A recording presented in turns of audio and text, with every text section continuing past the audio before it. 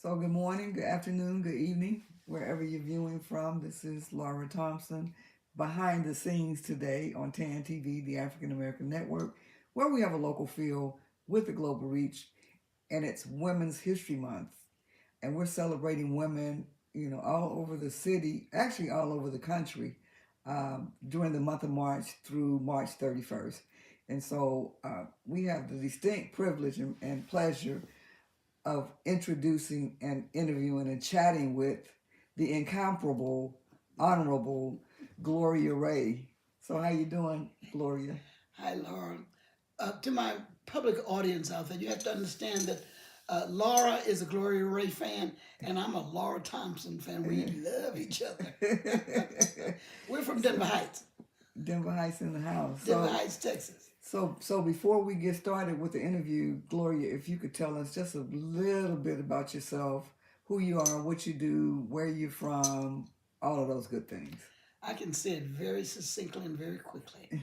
I was born in Denver Heights, Texas, at 609 South Olive Street. The house in which I was born is still there to this day. I have lived in precinct 4 of the Alamo Colleges district all of my natural life.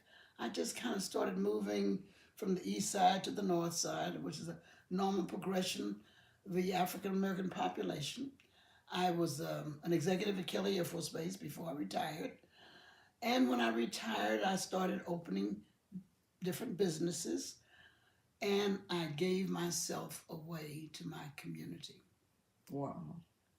I've done many things in this community, but most of my focus beyond Fiesta San Antonio and some state work that I've done, my service area is the east side of San Antonio. It is the land of my birth. It is my city. I love Denver Heights, Texas. I love the city of San Antonio. I adore Bexar County. This is my city, and I serve it well.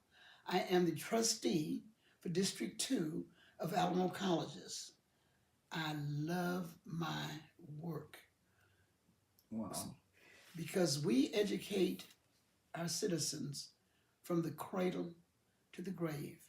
And to have been elected by my peers to be the District 2 representative is one of the greatest honors of my life. Wow. So let's before we go on, because we're going to get to that in a few minutes, but we want to know a little bit about how you grew up in Denver Heights. You said you grew up in Denver Heights. I did. When I grew up, I'm not going to say what decade, but anyway, when I grew up in Denver Heights, it was an idyllic place for African Americans. Denver Heights, Texas was the equivalent of the Black Wall Street of Bexar County, maybe the state of Texas. We were the mighty few. There have never been any more than 7% African American population in San Antonio ever. And it's 7% right now. At that time, when I was growing up, there were only 6% black. And all of the professionals, the doctors, the lawyers, the teachers, the janitors, the Pullman porters, the people that made money, people that didn't make money, playing on street drunks, we all lived in Denver Heights harmoniously. We all cared about each other. We all were taught respect for our elders and our teachers. And I come from a family that is known as Denver Heights royalty, the Tanner Pryor families. My people were architects, inventors, college professors, superintendents of schools in smaller rural districts. My grandparents, Professor and Mrs. Florence Tanner, built an entire school system in Smithfield County because there were a lot of gentry black people that owned a lot of land in Smithfield County, but there were no schools to teach the children. And they recruited my grandfather from Paul Quinn College to start the school system in Smithfield County and all those surrounding towns. And that's where I got my roots from. On my father's side, they too were inventors. They came from Waller County. How my mother found my daddy, I don't know. But they came together in holy matrimony. They stayed together till death do us part, raised 4 children. I'm the only girl. And we several generations of our family, aunts, uncles, cousins. There's so many of us, and we're all over the world now. Wow. So what was it like growing up in a household with and being the only girl? Oh, it was great for me. It wasn't so good for those boys, but it was wonderful for me because I made myself the self-appointed parent if my parents were not there. And those boys had to do what I told them to do, or it would not turn out well for them. And they all understood it. We didn't have any conflicts about it except the fights that I would start with them if they misbehaved. And I'm not the oldest either. I'm the second oldest. Okay. And my oldest brother was such a sweetheart. His little sister was not so much. That is too funny. So you grew up in a household I love and you boys. were the only girl. So what schools did you attend? My very first school was Holy Redeemer Catholic School. I started to Holy Redeemer Catholic School and learned to read when I was 4 years old. And then I went to kindergarten there at 5 years old. From 4 to 5 years old, I could read like anybody. 4 years old wasn't a problem for me to read. And then I attended CUNY Elementary School, which is now Friendship Baptist Church. The building still stands. From there, I went to Douglas Junior High School that they just recently closed. I'm devastated about it. And then I went to Brackenridge High School.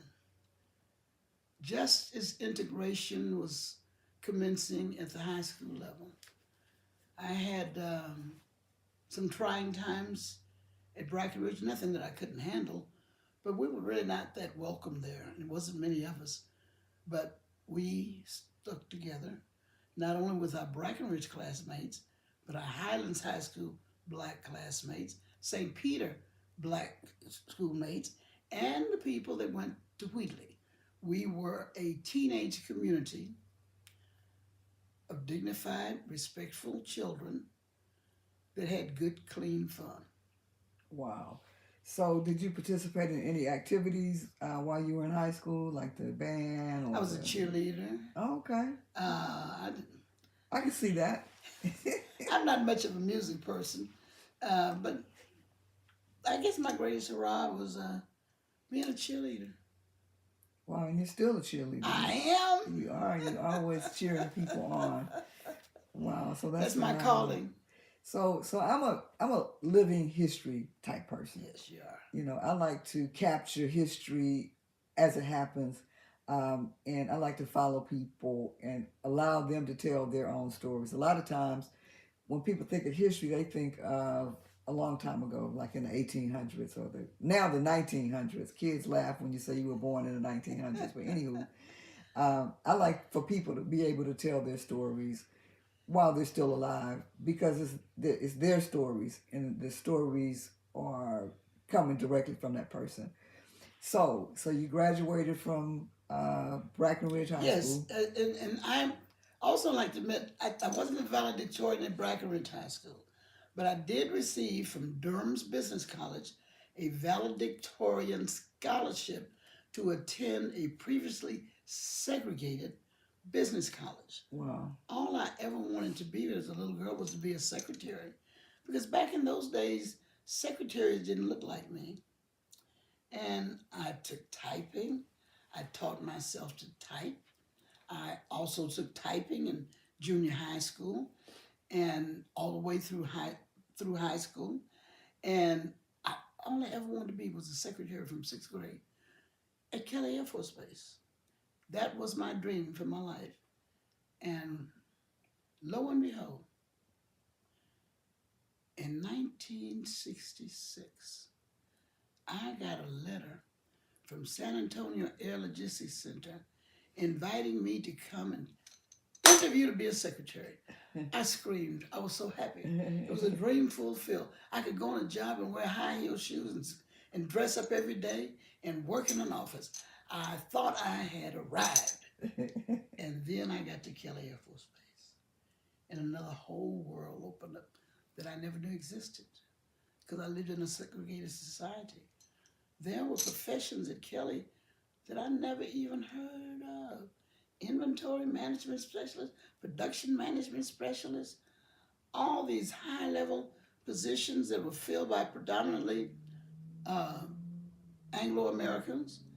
And I thought, well, if they can do it, I can do it too. So I took a management development test to see if could test out and get into a training program. I took that test. I was the only person that looked like me in that room that passed that test.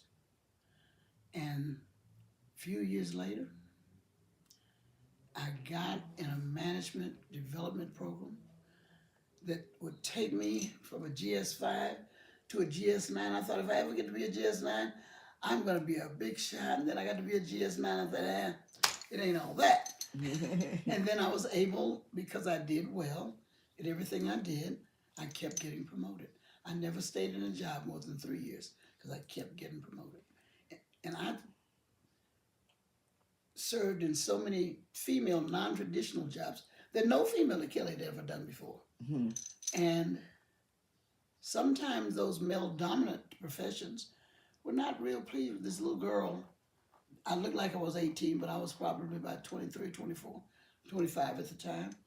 And I got to be their boss, and they were not real pleased about it. Mm-hmm. But as God would have it, they all became my best friends. They all wanted to see me do well. And I had a particular mentor at Kelly Air Force Base by the name of Don Lee. He was the same workaholic that I was. And he would walk through that big building with 2,000 people in the evening just to see who's still working. And he passed by my office. Everybody's gone home besides me and the duty officers. And there I would be working. Mm-hmm. And then Don Lee, on the day of his retirement, called me down to his office and promoted me to the highest grade level that any African American had ever seen at Kelly Air Force Base. Wow. I never dreamed that I would be a division chief. I never dreamed that I would be a chief of staff. But there I was, the corner office, the best parking spot, in charge of chief of staff for the largest, most expensive directorate at Kelly Air Force Base. Propulsion, that means engines. And if my people didn't do what they were supposed to do, airplanes would have stayed on the ground all around the world. Wow. So tell me about some of your duties. So that's phenomenal. It really was. So what were some of your responsibilities? Some of my responsibilities. Number one, I had a $8 billion budget. $8 billion, not million. $8 billion budget. What year was that? Well, I retired in 1994. Wow. So, but I had that job about 2 or 3 years before I retired. I had an $8 billion budget that I was responsible for. All kinds of government money that had to be spent. I had all of the policies and procedures for the entire directorate. I had all the quality control. I had all the production management. I told my colonels what to do. Civilians ran Kelly Air Force Base, but it's an Air Force base. And the directors were all colonels. Mm-hmm. But the civilian workforce were really the bosses. And my civilian equivalent to a military grade was that of a 3-star general. But I worked for a colonel. Mm-hmm. And he would not have known what to tell his boss, the general, unless I briefed him 2 or 3 times a day. I had to keep his other colonels in line. Mm-hmm. And I had a storybook career at Kelly Air Force Base. I loved it. I never dreamed it would happen. Mm-hmm. It did. And when I was 50, I decided I had enough of it. Wow. I retired at 50 years old and started my own businesses. Wow. And the rest is history. I tell everybody I got 4 or 5 jobs, only one of them pays me. You said the rest is history. That was history. It was fun history. I lived it. And I raised 4 boys. Wow. All came out of this magic oven. And they're all geniuses too. Well, family. You know, you couldn't expect anything less. Love does it. So after you retired mm-hmm. at 50, which is phenomenal, mm-hmm. you know, because you still had many, many years ahead of you.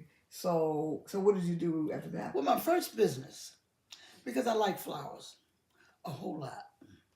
My first business, I decided I'm going to be a florist. I didn't know anything about the florist business, but I had people that worked at the city. I went and talked to some people down at the city, and they told me what papers I needed to file, business papers. I went down there on the 21st of April. I came home with a little card file with my business papers, and I told my cousin, well, I'm in business. And the business just took off. The business is still in operation, but not in my name. I gave that business to my daughter-in-law, who still runs Flowers by Susanna. Wow. She raised her children with that floral business. She lives her life with that floral business. She's a widow now. She pays all of her bills with that floral business that I started in 1994. Wow. She's raised 4 children, and she is a phenomenon from Germany. Wow. I think she's mine, really. I think I could have that girl. She's a daughter I never had.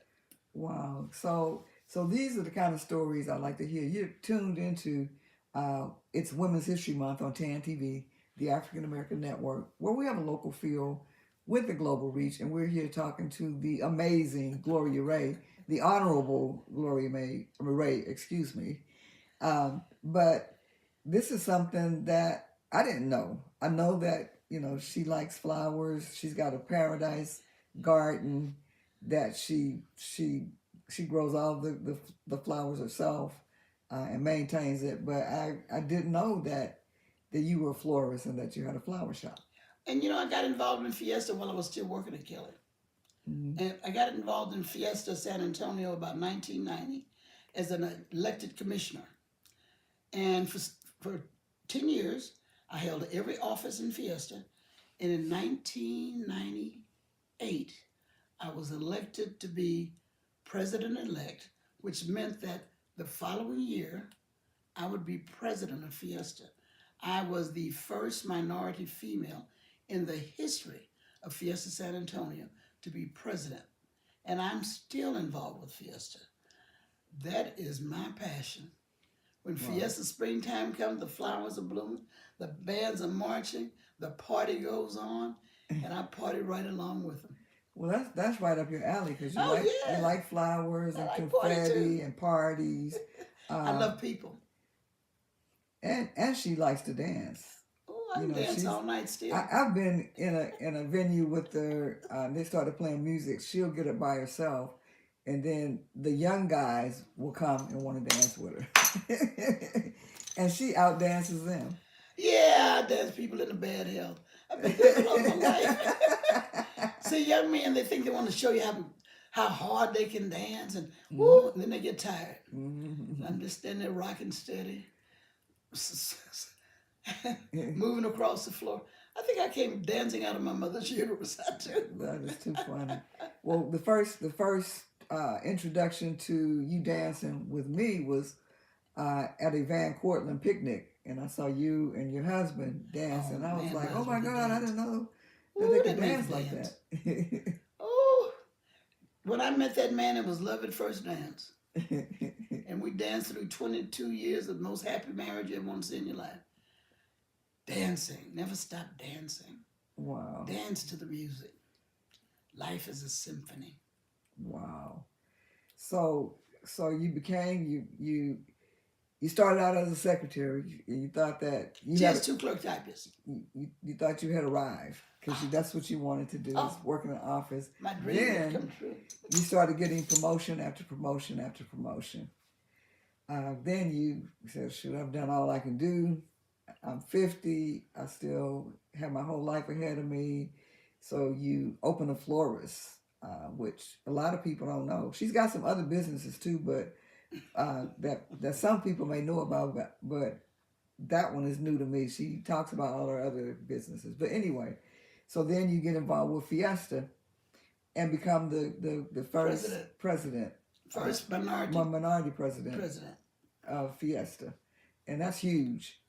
And then moving forward to now, I know there's a lot of things in between. So what are some of the other businesses that you have, and then what?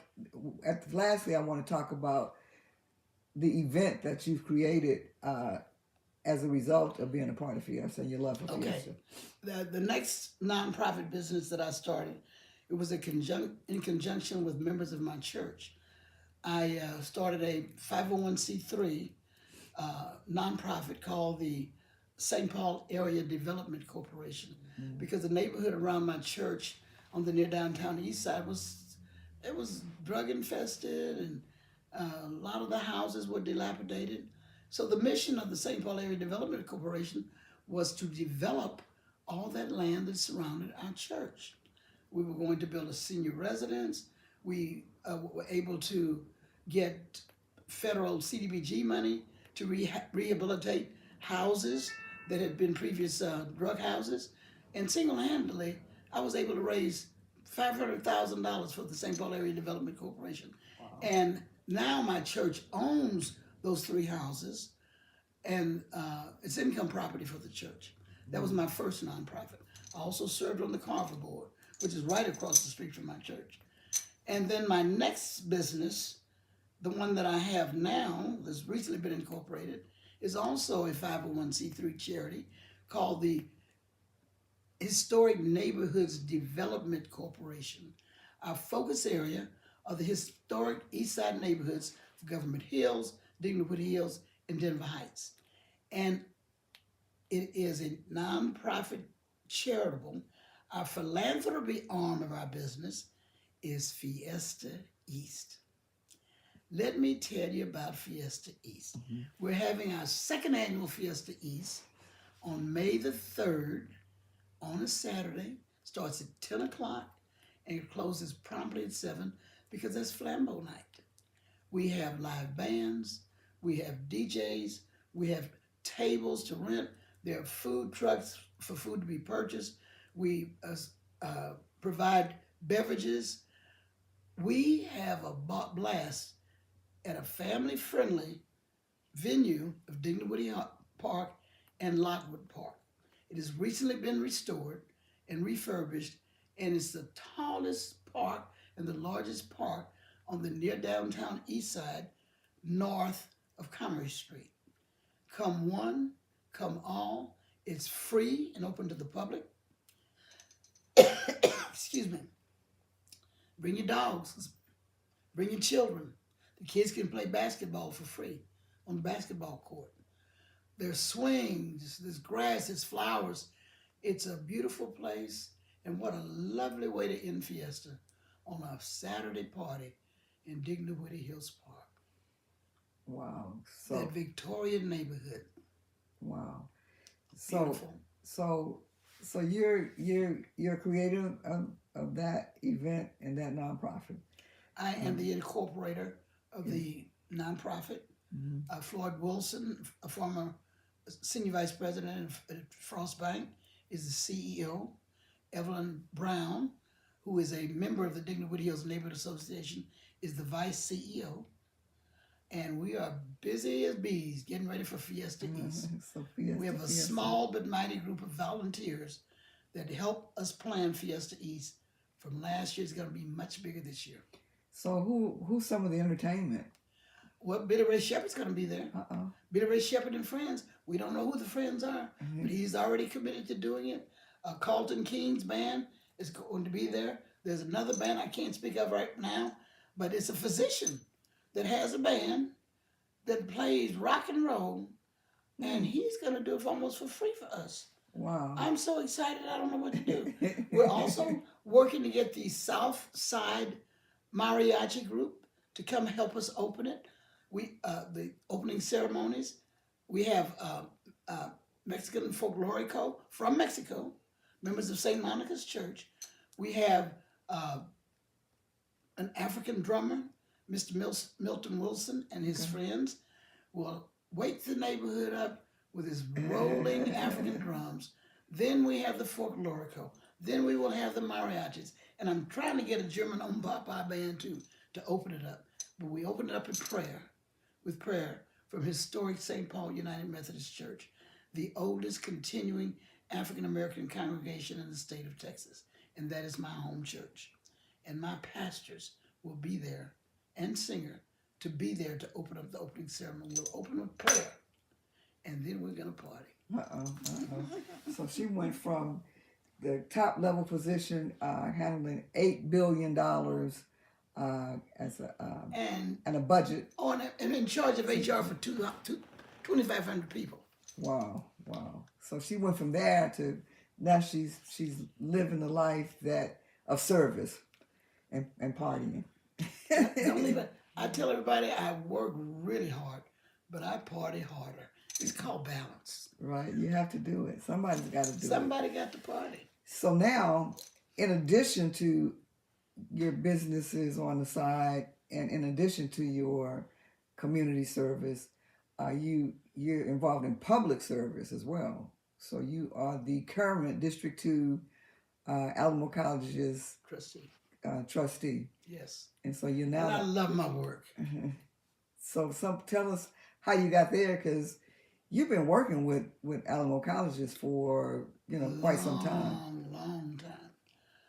Well, way back when Alamo Colleges lost a bond because it wasn't managed right, and they lost that election, and so then the trustees at that time said, "Well, this time let's get the citizens to tell us how we should spend the money if we go for the next bond." They went forward for the next bond. I was not the immediate chair. And the immediate chair was a contractor in the building named Doug. Anyway, not born what his name was, but anyway, when he decided to go back to his real life and no longer chair that big committee, I was elected by the citizens of Bexar County to take over that chairmanship. I have ushered in over $1 billion in bond money to repair buildings, build new buildings, fabulous buildings. I never dreamed that I was doing that as a volunteer. And then I got elected to be a trustee. And my name is on so many buildings all across Alamo Colleges, on all 5 of our campuses, and our education and training centers as well. So my pay doesn't come necessarily in dollars. It comes from recognition from our Creator for my volunteer service to service people upon the earth. Yeah, and we call better than money. And we call that legacy. And so you've created this legacy, and a lot of people don't know all those things about Gloria Ray. I know I didn't. I would see her, and I really didn't know what she did. She was just always smiling, always encouraging people, always pushing people forward, but never really talked about herself. But there's one other appointment that you had, and that was with the state, and that was associated with housing, right? I was the vice chairman of the Department of Housing and Community Affairs.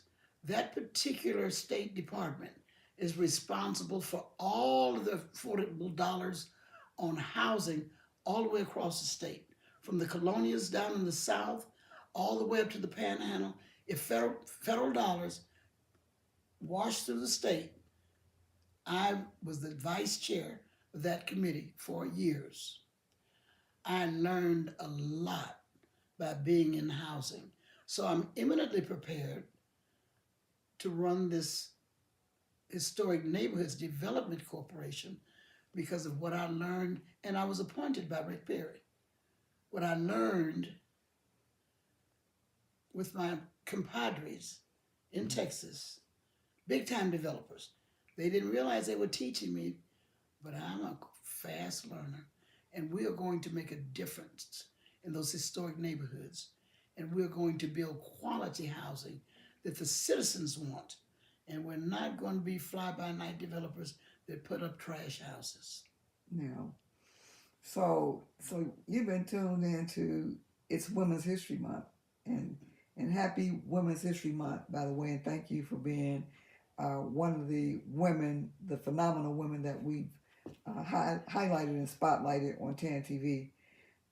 This has been a great conversation. There's more to Gloria Ray than meets the eye. She does more than dancing, although a lot of people might see her dancing. She does. We appreciate her smile, but she does more than smile. You know, there's a great mind and heart behind that smile, and so we appreciate everything that you do. And happy Women's History Month because it's Women's History Month on TAN TV, the African American Network. Thank you so much for this interview. And I want the public to know the hand that rocks the cradle rules the world. And that would be women. Wow. Yes, it is.